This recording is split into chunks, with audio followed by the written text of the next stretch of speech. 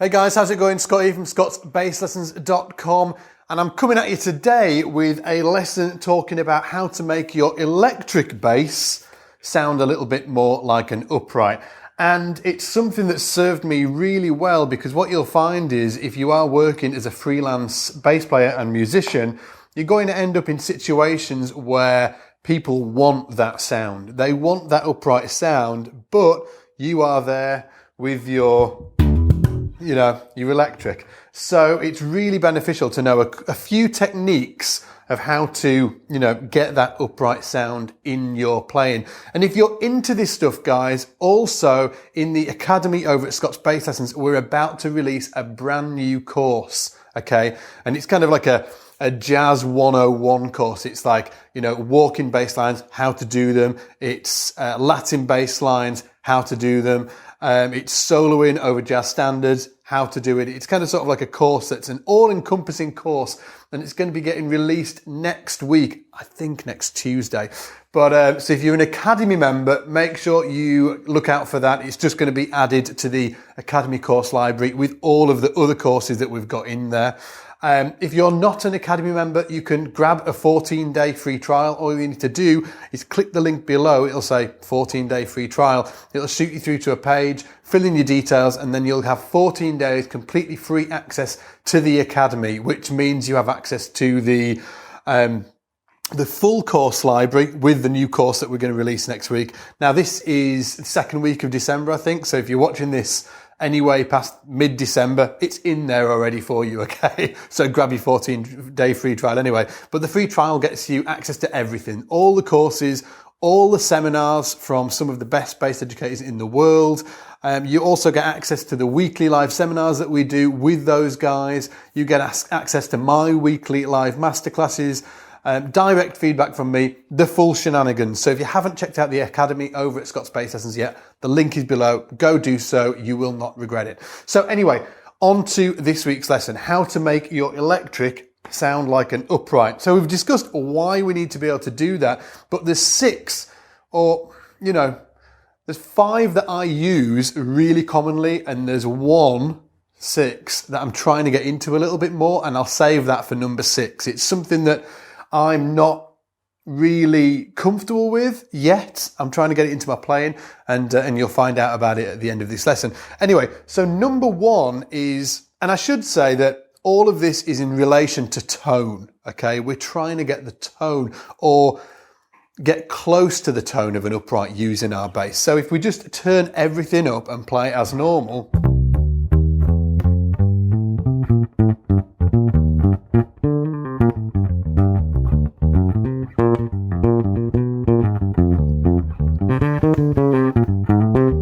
it's not very, upright like. So the first one that I really want to point out is the positioning of your plucking hand, okay? Very naturally, people tend to settle over the pickups, right? It's where the hand naturally falls. But if you're really going for that upright sound, it's going to really help you if you move it forward and play over near the neck. I've seen people play, like naturally when I do it, I play around the end of the fingerboard.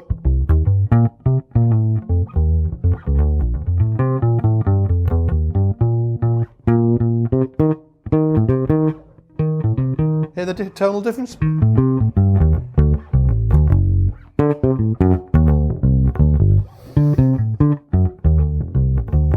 Okay, it's going to give you a bit more of a plummy sound. And also I've seen great players like Victor Bailey. He plays around the 15th fret.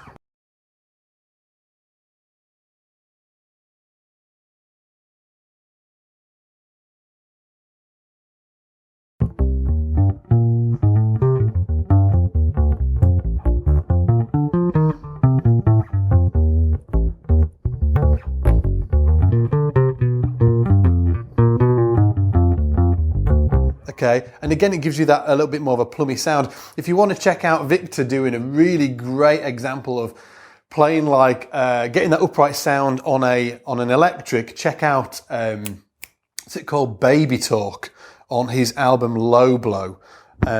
Absolutely fantastic, right?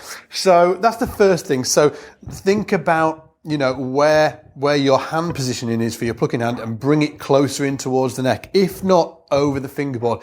What I'm going to do now is show you a couple of clips, one without and one where I'm playing over the fingerboard, so you can check this out in action.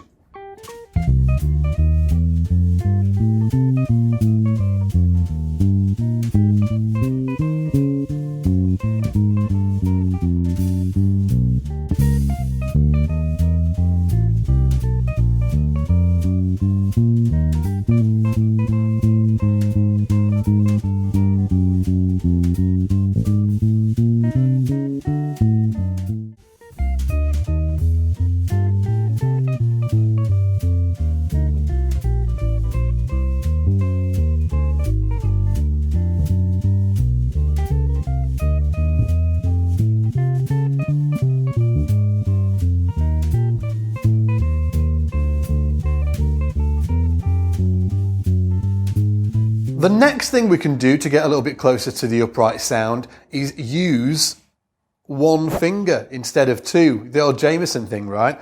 And this is essentially because a lot of upright players, they do generally use one finger when they're plucking, and it just gives a little bit more of a consistent sound. If you play,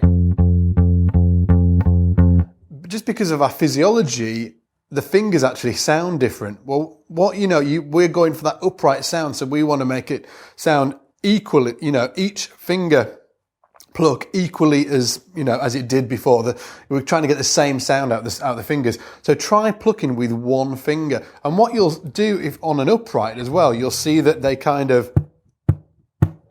it really falls into that next string. And you'll see a lot of electric players, when they're going for that upright sound, using that.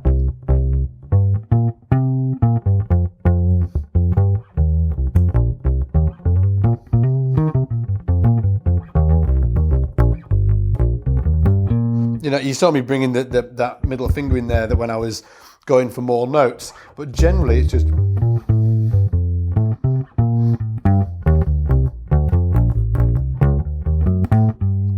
It's almost, I've seen it described as like a chicken wing. It's like that chicken wing type of thing, okay?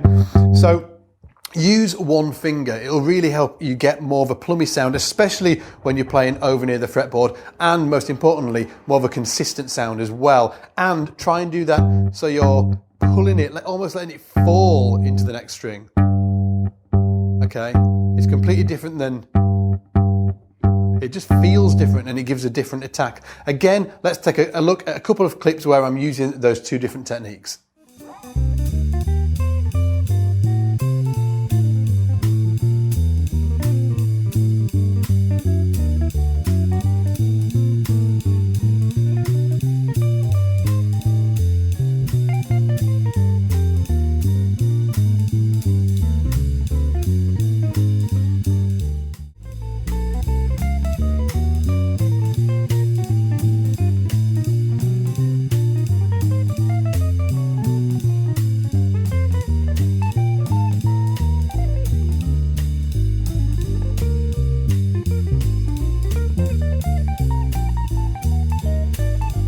Okay, the next one is the trusty old palm mute. We love it, don't we?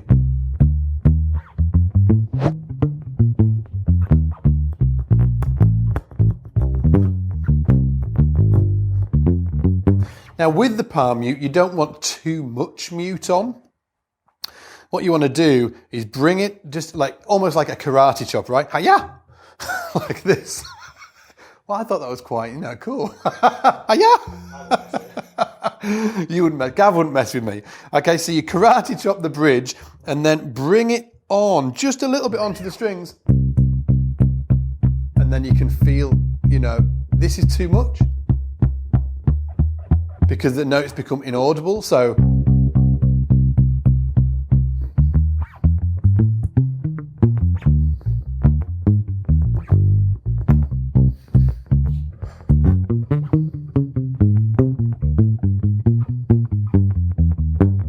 Okay, it just again gives you a bit more of a thumpy sound.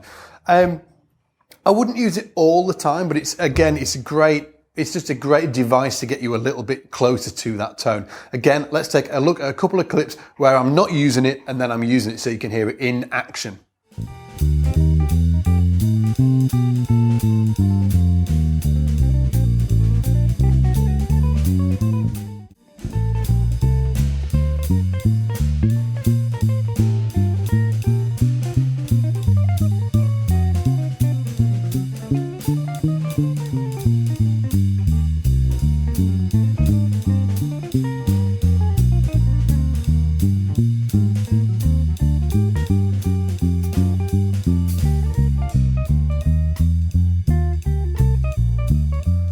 Okay, the next one is one of my favorites, and I really like to use it with everything that I've been speaking about up until now, okay? Roll the tone off. Okay, without the tone on, I mean with the tone full up.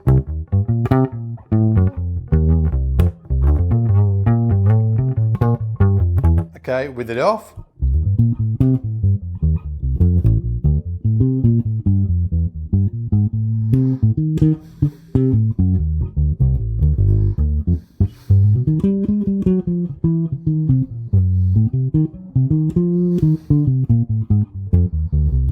Okay, it just gives you a much more mellow tone. And as I was saying, what I really like to do, and I should add in that different tone pots have it's variable the amount of tone it actually rolls off. So it's worth mucking around with it.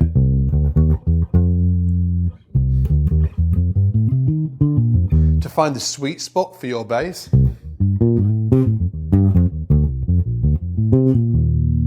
Okay, so have a play around with your tone pot, see, where that sweet spot is, and then just go for it. And again, that can be used with, over the fretboard.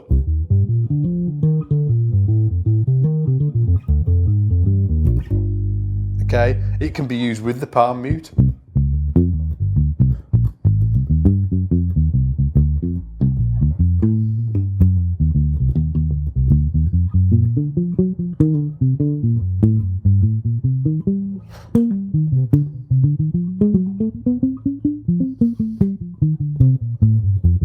Gives a great effect, right? So let's hear that in action with the tone on and then with the tone off.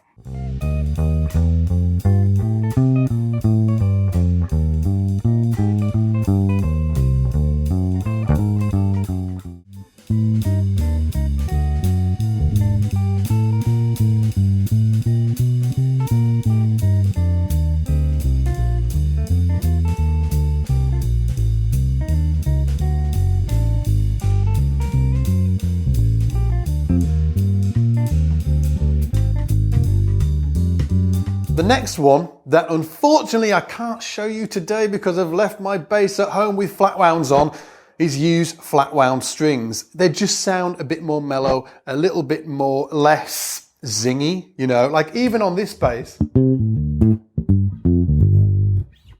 Even though the strings are dead, the tone's down.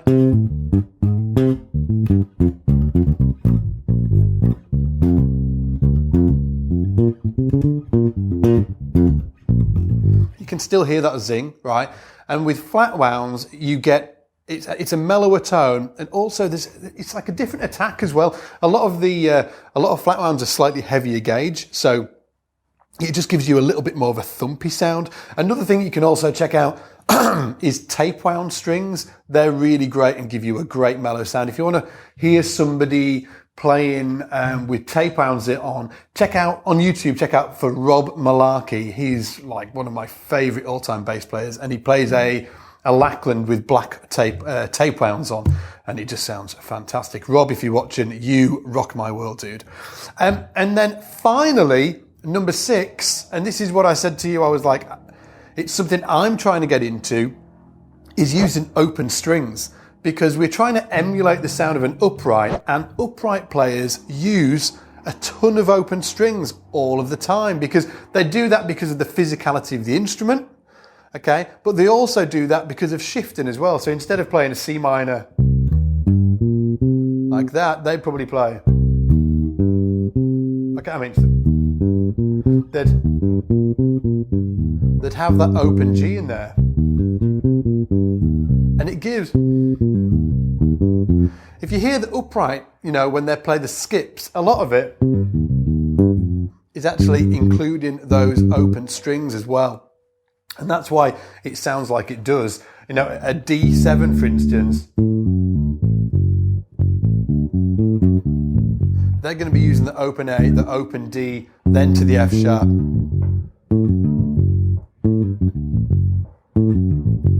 As I said, I'm trying to get into this at the minute. I'm really trying to.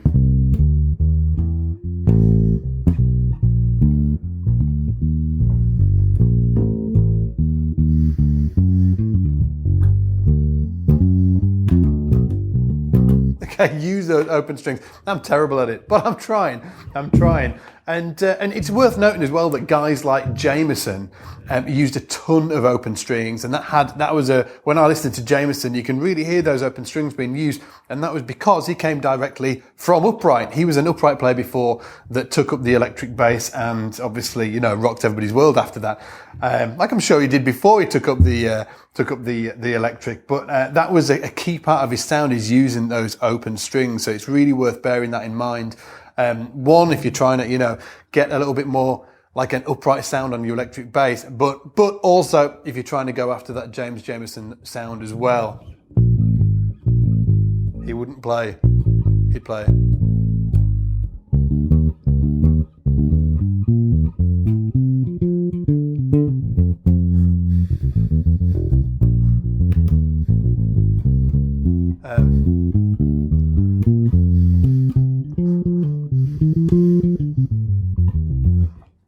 What a player.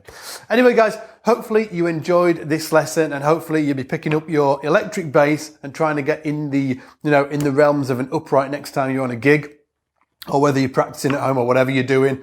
Again, if you're an Academy member, look out for the new course, okay, that's all about how to play jazz, walking bass lines, Latin bass lines, soloing and everything in between. That is coming next week. If you're watching this in the second week of December, if you're watching this anywhere past December, it's already in the Academy. If you're not already an Academy member at scottsbasslessons.com, go check it out and grab your 14-day free trial. It gives you access to everything, all of the full courses, all of the live seminars that we do every week, all of the seminar archive, which has over 100 seminars from some of the best bass educators on the planet, from guys like Danny Morris, who teaches at Berkeley, Todd Johnson, who used to teach at MI. These guys, you can learn from them literally without walking out your front door. You can learn from them in real time and connect with them, so you can message them and stuff like that in real time without walking out your front door, which is, still blows my mind. So anyway, guys, thank you for watching this lesson, and look out for more, obviously coming soon. As always, take it easy, and I'll see you in the shed.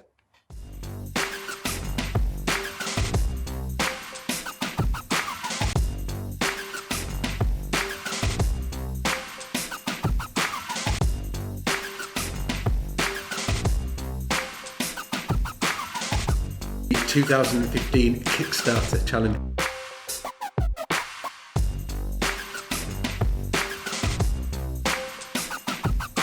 Hey everybody. Hey. Hey everybody. Hi everybody. Hello all. Hello.